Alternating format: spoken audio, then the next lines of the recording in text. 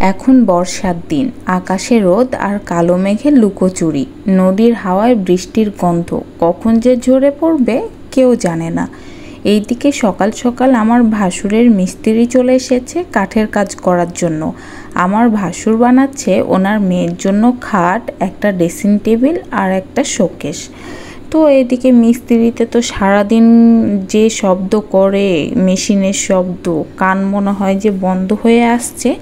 আর এদিকে তো বৃষ্টি, যেহেতু বর্ষার দিন, কখন বৃষ্টি হয় কখন রোদ হয় তার তো আর ঠিক নেই। এদিকে তো গ্রামের সবাই মিলে বসে যে বাচ্চারা খেলাধুলা করছে, আর একজন মহিলা আছে উনি হচ্ছে কাঁথা সেলাই করছে। একে তো গরম, আবার তার মধ্যে এইসব। তো এখনকার পরিবেশের যে অবস্থা, কখন যে বৃষ্টি হয় কখন যে রোদ হয় কেউ জানে না। সকালে গরমে হাঁসফাঁস শুরু করে সবাই, আর নদীর ধারে এসে আকাশের দিকে তাকিয়ে বলে আজ মনে হয় বৃষ্টি হবে। ঘাটে তখনও কোলাহল লেগেই থাকে। নারীরা সবাই এদিক ওইদিক ছোটাছুটি করে, পানি নিয়ে যায়, তারপরে নদীর ধারে কাপড় ধুতে যায়, মানে অনেক কাজ। আসলে মেয়েদের কাজ তো নিত্য নতুন লেগেই থাকে। আবার এদিকে তো বৃষ্টির টাইম, কি আর করার, মুহূর্তের মধ্যে আকাশ ফেটে বৃষ্টি নেমে আসে। টিনের চাল, কলা পাতা আর নদীর জলে বৃষ্টির শব্দে মিশে এক অদ্ভুত সুর তোলে। কেউ দৌড়ে আশ্রয় নেয়, আর কেউ গাছের নিচে লুকায়। আর এদিকে তো আমার রান্না তো চলতেই থাকে। তো আজকে ভাবছি যে আজকে হচ্ছে মুরগি রান্না করব, ভাবছি না, মানে আসলে বলা হয়নি।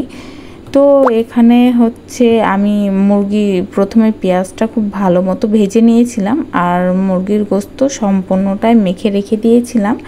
এখন শুধু রান্না করার পালা। তো এদিকে যেহেতু আমার ছোট বাচ্চা কোলে নিয়ে রান্না করতে যেয়ে খুব অসুবিধা হয়। আমার মেয়ে এখনও কোলে ছিল আমার কোলে, আর বাবুকে নিয়ে রান্না করতে একটু কষ্ট হয়।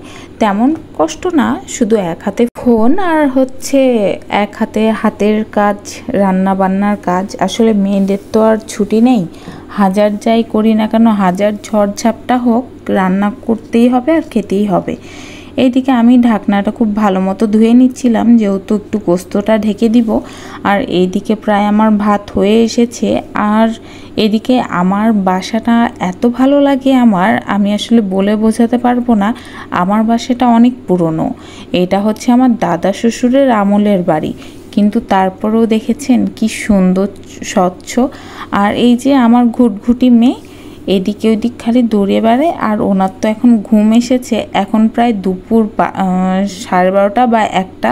আর এই টাইমে আমার মেয়ে ঘুমাবে। তারপর রান্না শেষ করে খাওয়া দাওয়া করে যখন আমাদের ঘুমানোর পালা, তখন সে মহারানী তখন খেলা করবে, তখন আর ঘুমাবে না, তখন তো প্রচুর মাথা ব্যথা করে। আর এই যে একটা পাখিকে ডাকছিল আমার মেয়ে পাখি খুব পছন্দ করে, শুধু পাখিকে ডাকে। আর এই যে নদীর ধারের লোকজন সব যাওয়া আসা তো লেগেই থাকে। এভাবেই তো চলছে আমাদের দিনের মতো যায়, আর আমরা আমাদের মতো চলাফেরা করি। তো এদিকে আমার মেয়েকে একটু দেখাচ্ছিলাম ফোন, যা আমরা সেলফি তুলি।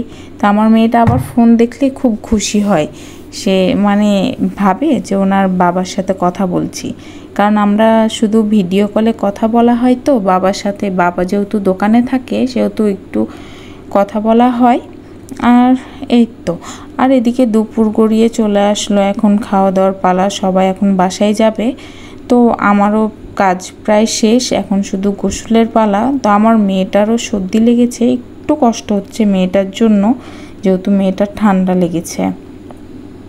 তো আমার ভিডিওগুলো আপনাদের কাছে কেমন লেগে থাকে লাইক কমেন্ট শেয়ার করতে ভুলবেন না।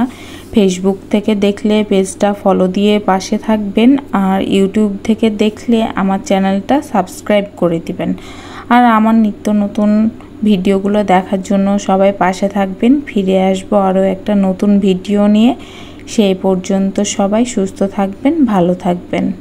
আল্লাহ হাফেজ।